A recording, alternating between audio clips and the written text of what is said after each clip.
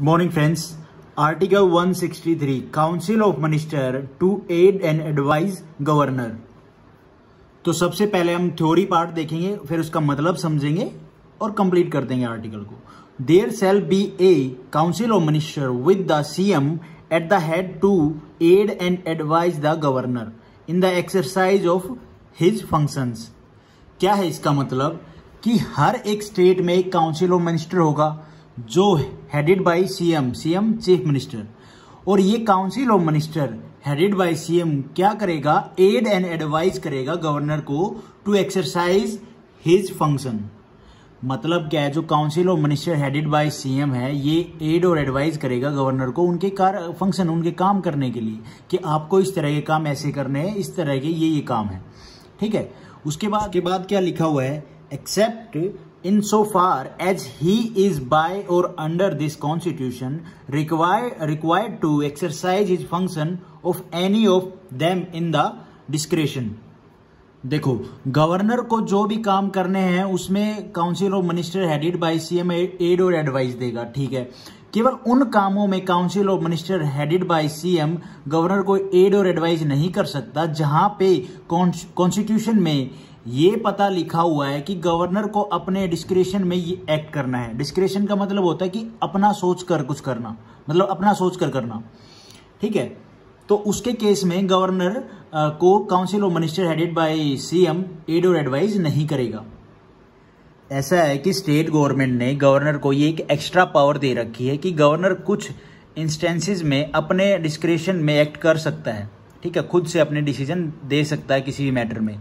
सो जिन instances में governor अपने description में एक्ट करेगा उन इंस्टेंसेस में council of minister headed by CM advice नहीं देंगे।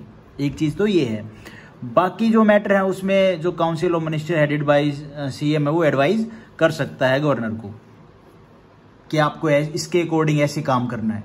उसके बाद है, if any question arises whether any matter is or is not a matter as respect which the governor is by or under this constitution required to act in his discretion, and the decision of the governor is his discretion shall be final, and the validity of anything done by the governor shall not be called in question on the ground that he ought or ought not to have acted in his description.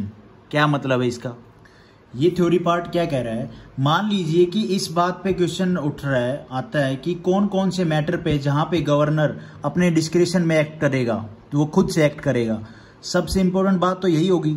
अब वो कौन कौन से matter हैं, वो matter हम देखते हैं कि जो कंकरेंट लिस्ट होती है उसमें क्या है कि यूनियन गवर्नमेंट और स्टेट गवर्नमेंट के कुछ सेम मैटर पे बात होती रहती है, सेम मुद्दे होते हैं कंकरेंट लिस्ट में। जैसे फॉरेस्ट हो गया, फॉरेस्ट पे क्या है, जो यूनियन गवर्नमेंट है उन सेंटर का भी उतना ही होता है और स्टेट का भी उतना ही होता है। तो वहां पे अगर कोई लॉ लेके आता है स्टेट गवर्नमेंट और वो लॉ जब गवर्नर साइन कर रहा है और वहां पे उस चीज पे मान लो वो वायलेट कर रही है हमारे फंडामेंटल राइट्स को या कॉन्स्टिट्यूशन के अकॉर्डिंग नहीं है, तो वहां पे वो अपनी पावर यूज करके उस पे साइन नहीं कर सकता, या फिर जो भी है मतलब आगे का प्रोसेस की उसके पास जो पावर है उस एक्ट के ऊपर रिएक्ट करने की, चाहे वो फिर प्रेसिडेंट साहब से पूछे, ठीक है, उनके एडवाइस लेके काम। तो सिंपल सी बात ये हुई सबका कि संविधान में लिखा हुआ है कि गवर्नर को ये रिस्पॉन्सिबिलिटी दी है कि स्टेट गवर्नमेंट का कोई भी प्रोविजन हमारे कॉन्स्टिट्यूशन के अगेंस्ट जाता है तो गवर्नर वहां पे अपने डिस्क्रिप्शन में एक्ट कर सकता है। ठीक है, अब ये जो पावर है ये तो बहुत बड़ी पावर हो गई है, गवर्नर साहब की पावर बहुत बड़ी है। इसमें क्या है कि गवर्नर को पावर मिल गई है कॉन्स्टिट्यूशन को इन्फर करने की, समझ रहे हो आप, और ये पता करना कि क्या गवर्नर के डिसीजन में आता है, क्या डिसीजन में नहीं। भाई कौन सा मैटर जो गवर्नर साहब के डिसीजन में आएगा कि किन पे वो डिस्क्रिप्शन एक्ट कर सकते हैं और कौन सा नहीं आएगा, वो खुद गवर्नर के ऊपर आ गई है बात कि वो खुद गवर्नर डिसाइड करेंगे, उनका खुद का डिसीजन होगा ये केस में। हमने बात की यूनियन और सेंटर की, जैसे कंकरेंट लिस्ट में मैटर हैं वो तो, लेकिन और भी अगर कोई मुद्दे हैं ना तो उसके केस में भी गवर्नर साहब रिएक्ट कर सकते हैं, एक्ट कर सकते हैं। ठीक है, तो ये तो उनकी खुद की पावर होगी भाई, अच्छी खासी पावर दे दी गई उनको। तो अगर ये क्वेश्चन उठता है कि भाई जो गवर्नर साहब हैं कौन कौन सी चीज़ें, कौन कौन से मैटर गवर्नर के ज्यूरिसडिक्शन में आएंगी, ये खुद गवर्नर को डिसाइड करना है। ठीक है, वो उनका खुद का डिसीजन होगा। उसके बाद मान लो गवर्नर साहब ने किसी मैटर पे एक्ट कर दिया है, ठीक है, उन्होंने अपना डिसीजन ले लिया है, तो उनके डिसीजन के ऊपर क्वेश्चन नहीं किया जा सकता। डिस्कशन हो सकता है लेकिन क्वेश्चन नहीं किया जाएगा। अच्छा, एक और चीज़ है, अगर गवर्नर किसी भी मैटर में मान लो कोई ऐसा डिसीजन ले लिया जो सही नहीं है, तो उस डिसीजन के ऊपर आप उनको लीगली लायबल नहीं ठहरा सकते।